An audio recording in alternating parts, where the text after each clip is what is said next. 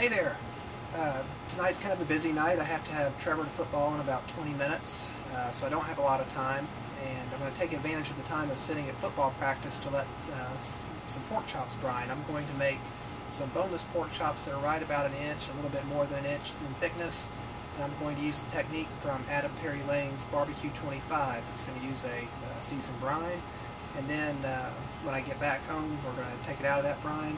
And it's a combination of direct and indirect heat. We're going to direct grill them, and then while we're direct grilling them, we're going to alternate it with a apple compote that we'll put it in and take back out and put it back into direct heat. So I haven't tried this one before, but it sounds good and it fits my timeline tonight, so let's get to cooking.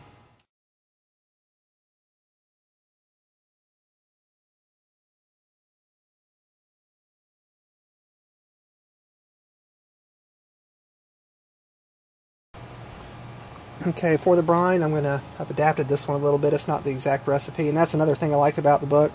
It's not just recipes, it's a lot about technique. So I'm going to do about a little bit more than a cup of apple juice, about a half cup of cold water,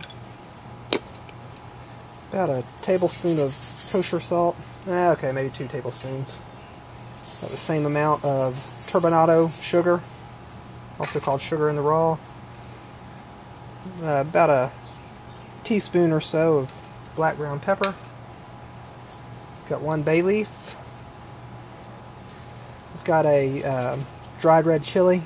Now if you don't like heat, you would break this out and drain the seeds. But since this is a marinade, it's not going to be direct heat. I'm just going to go ahead and break it up. Let the seeds go in. And just break the chili up. You could also use maybe about a teaspoon or so of red pepper flakes. It's the same thing. And then I've got about a teaspoonful of dried thyme.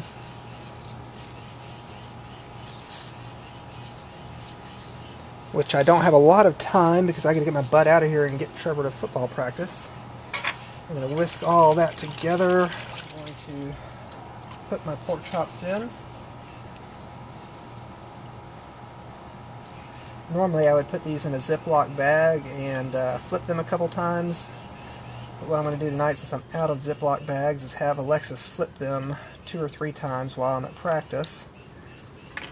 And just stick these in the fridge and be back in a couple hours. Start these for about a minute aside to start searing them. While that's going, I'm going to start the apple compote. This is about 2 tablespoons of olive oil, 2 tablespoons of butter, a little bit more than a quarter cup of diced apple. Got a half dozen sage leaves chopped up, about 2 tablespoons of brown sugar, and about a tablespoon of honey. I'm going to eyeball that. A little bit more. That's already smelling good already with the apple, the brown sugar, and the sage. Ooh, yeah. Excuse me, the apples. Well, the apples and the pork chops have been on for about 4 minutes now. You can see that the apple mixture is really liquefied now. So now's where we're going to switch from direct to indirect.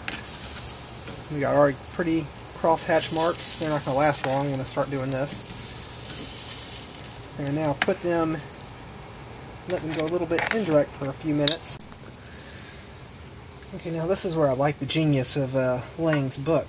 These have been simmering in this apple compote, and I flipped them once. Now we're going to go back to direct heat, and they're going to go back with all of this sticky apple spicy sugar mixture on them. So it's actually going to cook it onto the pork chops a little bit more.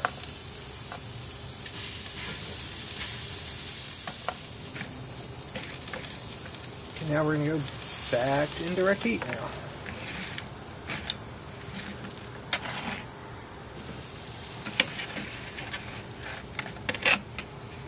Get them mixed around. You really want to get that mixture on them because that's where it's going to just